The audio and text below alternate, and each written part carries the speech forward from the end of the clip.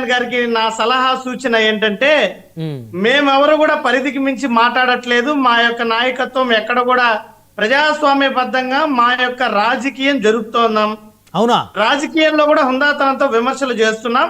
వీళ్ళ లోటుపాట్లు తప్పులు ఎత్తి చూపిస్తున్నాం. అది రాజ్యాంగం కల్పించినటువంటి హక్కు. ఓకే, దయచేసి పవన్ కళ్యాణ్ గారికి చేతన అయితే ఆయన పార్టీలో వాళ్ళకి జరుగుతున్నటువంటి అవమానాలు, ఆయన పార్టీలో వాళ్ళు ఎదుర్కొంటున్నటువంటి వింటున్నటువంటి బూతుల గురించి తెలుసుకోమని చెప్పండి. వాళ్ళ పార్టీ వాళ్ళు వాళ్ళ నాయకుడు బూతులే వినాల్సి వస్తుంది. ఎవరిని సాక్షాత్ పవన్ కళ్యాణ్ గారిని బూతులు తిడుతుంటే జనసేన పార్టీ కార్యకర్తలు వినాల్సి వస్తుంది. మీకు ఒక ఉదాహరణ చెబుతా. ఏంటంటే రీసెంట్ గా తిరుపతిలో జనసేన పార్టీ అధ్యక్షులు పవన్ కళ్యాణ్ గారు సిఫారసు తీసుకొని తిరుమల తిరుపతి దేవస్థానం అధ్యక్షుడు బిఆర్ నాయుడు గారి దగ్గరికి ఒక సామాజిక వర్గం సభ్యులు, అందులో జనసేన, టీడీపీ, అదేవిధంగా వైఎస్ఆర్ కాంగ్రెస్ పార్టీ సభ్యులు కూడా ఉన్నటువంటి ఒక సామాజిక వర్గ సంఘ సభ్యులు వెళ్తే తిరుపతిలో దేవస్థానం పరిధిలో ఉన్నటువంటి నామినేటెడ్ పదవి వ్యవహారం, ఈ వ్యవహారంలో జనసేన పార్టీ సభ్యులు బిఆర్ నాయుడు గారి దగ్గరికి వెళితే, అయ్యా మా యొక్క పదవికి సంబంధించి పవన్ కళ్యాణ్ గారు సిఫారసు చేయడం జరిగింది, దయచేసి కొద్దిగా దీన్ని మీరు చూడండి అంటే బిఆర్ నాయుడు గారు వాడెవడో పనికి మాలినోడు చెప్తే నేను చెయ్యాలా, పదండి బయట అన్నాడు. ఈ విధమైనటువంటి కల్పితాలు ఇవన్నీ మీరు డిస్కషన్లో చెప్పొద్దండి. బ్రహ్మనాయుడు గారు, ఇది కల్పితం కానే కాదు, 100% ఈ వ్యాఖ్యలకి నేను కట్టుబడి ఉన్నా. మీరు చెప్పాల్సింది ఎవరైతే మీరు చెప్తున్నారో జనసేన వాళ్ళు, టీడీపీ వాళ్ళు ఉన్నారని వాళ్ళు చెప్పాలి. మీరు చెప్తే పబ్లిక్ ఏమీ నమ్మే పరిస్థితి ఉండదు. మీరు చెప్పి కూటమిలో చిచ్చు పెట్టాలనే ప్రయత్నం చేస్తే ఎవరు నమ్మే పరిస్థితి ఉండదు. చూసుకోండి మీరు అవి. బ్రహ్మనాయుడు గారు, నేను చేసిన వ్యాఖ్యలు పూర్తిగా సత్యం. ఈ వ్యాఖ్యలకు నేను కట్టుబడి ఉన్నా. దీని మీద నా మీద ఎటువంటి చర్యలు తీసుకున్నా నేను ఎదుర్కొంటా. మీరు తిరుపతిలో ఉండి మాట్లాడుతున్నారు, పవిత్రమైన వెంకటేశ్వర సన్నిధిలో ఉండి మాట్లాడుతున్నారు, ఒక తిరుపతి చైర్మన్ గురించి మాట్లాడుతున్నారు, గుర్తుపెట్టుకోండి మీరు. బ్రహ్మనాయుడు గారు, ఒక నిమిషం రఫీ గారు, మీరు కొంచెం ఆగండి. మీరు మాట్లాడే తప్పులే చెప్పారు. కాసేపు ఆగండి,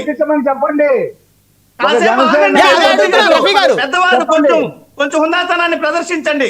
కొంచెంసేపు ఆగండి. మీరు మాట్లాడారా? మీరు అన్ని తప్పులు చెప్పారు. మీ తప్పులకి ఏమన్నా నేను అడ్డుపడ్డానా? ఆగండి కాస్త. వయసులో పెద్దవారు. నేను అడుగుతున్నాను, అది మీరు చెప్తే ఎలా జరుగుతుంది? ఇప్పుడు రేపొద్దున టీడీపీ వాళ్ళు, జనసేన వాళ్ళు వచ్చి వైసీపీకి చెందిన ఒక మాజీ ఎమ్మెల్యే, మాజీ మంత్రి జగన్మోహన్ రెడ్డి గారిని చండాలంగా తిట్టాడు, మేమే సాక్ష్యం అంటారు, అది చెల్లదు. బ్రహ్మనాయుడు గారు, జనసేన పార్టీ వాళ్ళు పవన్ కళ్యాణ్ గారి సిఫారసు తీసుకెళ్లడం నిజం. పవన్ కళ్యాణ్ గారి సిఫారసు తీసుకెళ్తే బిఆర్ నాయుడు గారు వాడెవడో పనికి మాలినోడు చెప్తే నేను చేయాలా అన్నది సత్యం. దీనికి నేను ఏ ప్రమాణానికైనా సిద్ధం. శ్రీవారి సన్నిధిలో నేను అనలేదని చైర్మన్ గారు ప్రమాణం చేయగలుగుతారా? నేను చేస్తా. పవన్ కళ్యాణ్ గారిని వాకప్ చేసుకోమని చెప్పండి. పవన్ కళ్యాణ్ గారు ఎవరికి సిఫారసు ఇచ్చారు, దేవస్థానం పరిధిలో ఏ పదవికి ఇచ్చారు, వాళ్ళకి వెళితే అవమానం జరిగిందా లేదన్నది నేరుగా పవన్ కళ్యాణ్ గారే వాకప్ చేసుకోవచ్చు. ఆ అంశాలు మీరు చెప్తే చెల్లదు. ఇందాక నేను చెప్తున్నాను కదా, రేపొద్దున జనసేన, తెలుగుదేశం వాళ్ళు వచ్చి ఒక వైసీపీకి చెందినటువంటి ఎమ్మెల్యేనో, మాజీ మంత్రి మా కళ్ళ ముందే జగన్మోహన్ రెడ్డిని చండాలంగా తిడుతున్నాడు మేము చూసామంటే చెల్లదు. అది వైసీపీకి చెందిన వాళ్ళే చెప్పాలి, మా అధినేతను, మా ఎమ్మెల్యే, మా మాజీ ఎమ్మెల్యే తిట్టాడని. అలాగనే మీరు ఏదైతే ఆరోపణ చేశారో జనసేన వాళ్ళు, టీడీపీ వాళ్ళు చెప్తేనే అది చెల్లుతుంది, మీరు చెప్తే చెల్లదు. ఈ రోజు జనసేన పార్టీ నాయకులు కనీసం అపాయింట్మెంట్ లేదు, గేట్ బయట కూడా స్థానం లేదు, వాళ్ళకి అవకాశం లేదు చెప్పుకోవడానికి. ఇక్కడ జరిగినటువంటి సందర్భంలో ఉన్నటువంటి ఎవరైతే 20 మంది సభ్యులు చైర్మన్ గారిని కలిశారో అందులో మా వాళ్ళు కూడా ఉన్నారు. మాకు ఇది చాలా క్లియర్ అయినటువంటి సమాచారం, ఇందులో అనుమానం లేదు. ఓకే ఓకే ఓకే ఓకే ఇంకా అంశం పక్కన పెట్టేసేయండి. నెక్స్ట్, బుద్ధా వెంకన్న గారు పిల్ల కాకికేం తెలుసు ఉండేలు దెబ్బ అన్నారు. మీ అధ్యక్షుడిని పిల్ల కాకితో పోల్చారు, దాని మీద చెప్పండి. బుద్ధా వెంకన్న గారు బుద్ధి లేని వెంకన్న. ఆయన భగవంతుని పేరు పెట్టుకుని బుద్ధి లేని వాడిగా ప్రవర్తిస్తున్నాడు తప్ప ఆయన ఏమి ఉద్ధరించింది అయితే ఏమీ లేదు. రెండవ అంశం, బుద్ధా వెంకన్న గారే కాదు, చంద్రబాబు నాయుడు గారైనా పవన్ కళ్యాణ్ గారైనా గత ప్రభుత్వం మీద విమర్శిస్తూ వాళ్ళు ఏదో ఉద్ధరిస్తున్నట్టు చెప్పుకుంటున్నారు. మాటల్లో ఉండకూడదు, కాగితాల్లో ఉండకూడదు, వాస్తవాల్లో ఉండాలా. గతంలో వైఎస్ జగన్మోహన్ రెడ్డి గారి పాలనలో రాష్ట్ర జిఎస్డిపి 22వ స్థానంలో ఉండింది చంద్రబాబు నాయుడు గారి హయాంలో. జగన్మోహన్ రెడ్డి గారు వచ్చిన తర్వాత నెంబర్ 1. అది జగన్మోహన్ రెడ్డి గారి పాలన. తలసరి ఆదాయంలో చంద్రబాబు నాయుడు గారి పాలనలో 17వ స్థానంలో ఉంటే జగన్మోహన్ రెడ్డి గారి హయాంలో 9వ స్థానంలోకి వచ్చింది. అదే విధంగా ప్రభుత్వ ఉద్యోగాలు ఏదైతే చంద్రబాబు నాయుడు గారి హయాంలో పట్టుమని 35,000 ఉద్యోగాలు ఇవ్వలేదు, అదే జగన్మోహన్ రెడ్డి గారు అధికారంలోకి వచ్చాక 2,13,000కు పైగా పర్మనెంట్ ప్రభుత్వ ఉద్యోగాలు ఇచ్చారు జగన్మోహన్ రెడ్డి గారు. అదే విధంగా చంద్రబాబు నాయుడు గారి హయాంలో వ్యవసాయ రంగం 27వ స్థానంలో ఉంటే జగన్మోహన్ రెడ్డి గారి హయాంలో 6వ స్థానంలోకి వచ్చింది. అదే విధంగా పరిశ్రమల వృద్ధి రేటులో చంద్రబాబు నాయుడు గారి హయాంలో 27వ స్థానంలో ఉంటే జగన్మోహన్ రెడ్డి గారి హయాంలో 3వ స్థానంలోకి వచ్చింది. ఈజ్ ఆఫ్ డూయింగ్ బిజినెస్ లో నెంబర్ 1 జగన్మోహన్ రెడ్డి గారి హయాంలో. అదే విధంగా రైతులకు రైతు భరోసా కేంద్రాలు, ఈ రకమైనటువంటి రైతు సంక్షేమ కార్యక్రమాలు జగన్మోహన్ రెడ్డి గారు తీసుకొస్తే అది విధ్వంసమా? ఏ రకంగా విధ్వంసం? చంద్రబాబు నాయుడు గారి పాలనలో ఈ రోజు అప్పులు మిగిలాయి. రైతులకి విపత్తులు వస్తాయంటే కనీసం పరిహారం కూడా అందడం లేదు. ఈ రోజు రైతులకు ఒక గిట్టుబాటు ధర అందుతుందా? రైతుల ఆత్మహత్యలు పెరిగిపోతున్నాయి. చంద్రబాబు నాయుడు గారి పాలన వస్తే రైతు ఆత్మహత్యలు పెరుగుతాయి. ఇదే ఎవరిది అసలైన విధ్వంసం? పవన్ కళ్యాణ్ గారు ఏదో తెలుగుదేశం పార్టీ కార్యాలయం నుంచి వచ్చే స్క్రిప్ట్ ను చదవడం కాదు, గణాంకాలు తెలుసుకోవాలా, గత ప్రభుత్వం తాలూకా అభివృద్ధిని తెలుసుకోవాలా. అవేమీ లేకుండా ప్రజలకి అబద్ధాలే చెప్తా తెలుగుదేశం పార్టీ ఇచ్చిన స్క్రిప్టే చదువుతానంటే ప్రజలు సిద్ధంగా లేరు. బ్రహ్మనాయుడు గారు వాస్తవాలు తెలుసుకోవాలా. ఈ రోజు రాష్ట్ర తలసరి ఆదాయం పరిస్థితి ఏంది, రాష్ట్రంలో రైతుల పరిస్థితి ఏంది, యువకుల పరిస్థితి ఏంది, మహిళల పరిస్థితి ఏంది, లా అండ్ ఆర్డర్ పరిస్థితి ఏంది, ఏ విషయంలో అయినా ఈ ప్రభుత్వం సరైనటువంటి పాలన చేస్తుందా?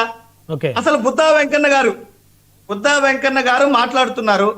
ఆయన ఒక బీసీ నేతగా చెప్పుకుంటారు.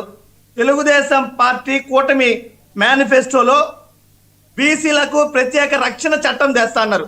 బుద్ధి లేని వెంకన్న ఆ చట్టం గురించి అడగడా?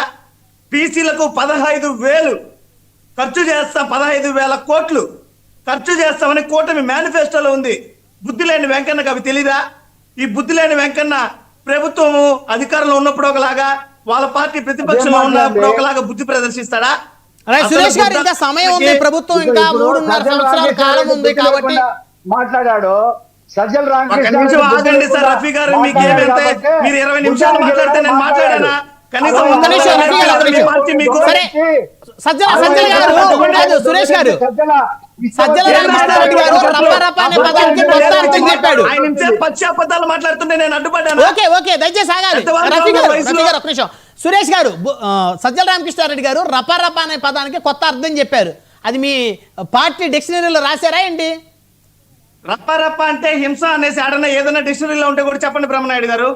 రప్ప అనేది ఏడైనా అత్యంత దారుణమైనటువంటి విషయం అని ఏదైనా ఆక్స్ఫర్డ్ డిక్షనరీలో ఉందా? తుపాకీతో కాల్తో మాట్లాడారు. చంద్రబాబు నాయుడు గారు ఎన్నిసార్లు మాట్లాడారే నా కొడకల్లారా అన్నారు పోలీసులు కూడా. ఆ మాట చంద్రబాబు గారు ఎవరు వెళ్ళా ఆ మాట? చంద్రబాబు గారి నోట్లో నుంచి బూతులు వస్తాయని మీరు చెప్తే ప్రజలు మిమ్మల్ని అపహాస్యం. పోయిన ఎలక్షన్లలో మా సాక్షాత్తు మా ఉమ్మడి చిత్తూరు జిల్లాలో వారి నోటి నుంచి ఆ రకమైనటువంటి సుభాషితాలు అనేకం వచ్చాయి. బ్రహ్మనాయుడు గారు, ఈ రోజు ప్రభుత్వం చేయాల్సిన పని ఏంది? అధికారంలో ఉండి వాళ్ళు ఇచ్చిన హామీల్లో కట్టుబడి ఉండాలా లేదా? వాళ్ళు చేస్తామన్నటువంటి సంపద